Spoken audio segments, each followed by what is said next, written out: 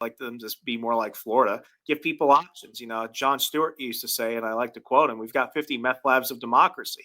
If you want to go out to Washington State where, you can marry a dog and have your children do crack on the street, if that's what makes you happy, go ahead and do that. But you're not going to go ahead and do that in my neighborhood. And I think a lot of people here give the Californians a lot of, flack for moving here. But luckily, the ones that I've met who left California, they left especially after COVID because they saw how Newsom went ahead and treated things with the summer of love and destroying two out of every three businesses that locked down for 2 weeks or more faster than any other state government in the country. And they want to come here and they want Nevada to be more Nevada. So, as long as people come here with that in mind, I think you're going to do fine. But I feel bad for folks in California. I mean, California largely is a red state. It went redder in 2024. We saw that in certain congressional districts. But, unless people start breaking off and we see the free state of Jefferson anytime soon, it doesn't matter how many people you deport at this rate. It still takes a lot of folks who show up to vote, sadly, who just vote time after time for Democrats. So, I feel bad. If that's what you want, that's what you get. Sadly, people Yeah. get the government that they choose. It's going to change, though. The only thing I was trying, it's going. It's already, you can see with everybody in LA who lost their house, they had money. And those people are pissed, and they're really, and that's what Newsom's so worried about going forward. And everything that's coming up, he's trying to make himself look better. But I don't want to stay on this political route with. Yeah, sorry, I went on a whole tangent there. I don't want to get into it, but I want to go for a whole 10 minutes on it. No, the issue that I see is you're right. People will move to where it's better for business and everything else. I don't want to leave California. I like California.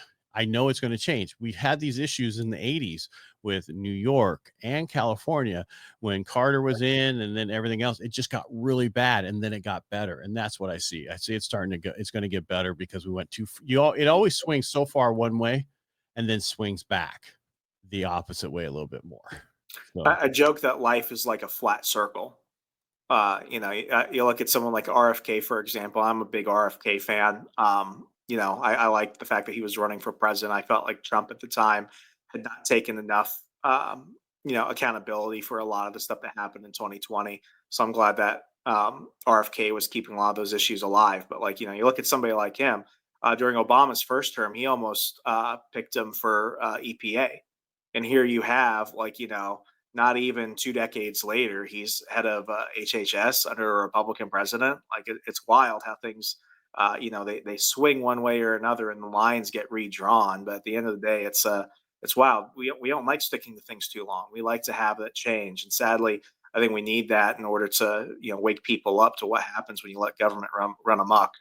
Oh, it's what they said. It's these people so I think the Republican Party is the inclusive party now. It's party for everybody.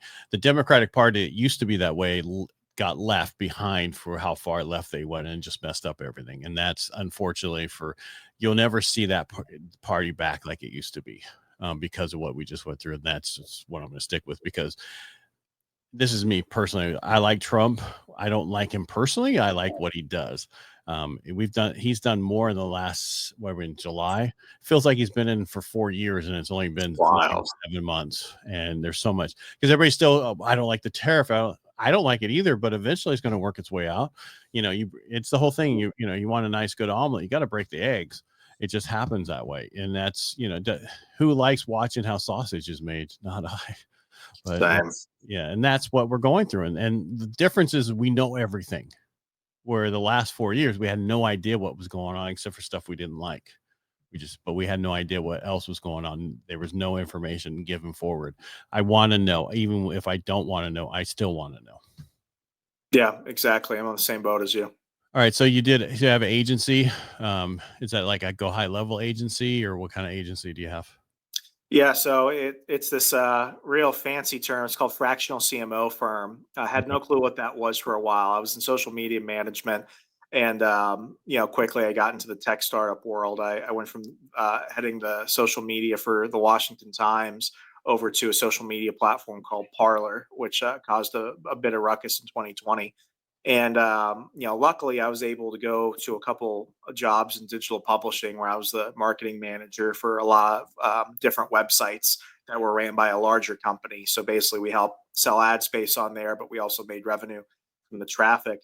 But I always had this passion for small businesses because I was living in Virginia, right outside DC at the time, and you had a large immigrant community there. You had a lot of folks that got out and want to start small businesses, and it just something rubbed me the wrong way when I saw how small businesses were being treated, not just by the government when they were like, "Oh, well, you can survive for closing down for 2 weeks or more," but then they made them redo their entire business structure to accommodate the fake conditions, which Anthony Fauci went ahead and developed, and then to make things worse in certain cities like Minneapolis, Chicago, Baltimore.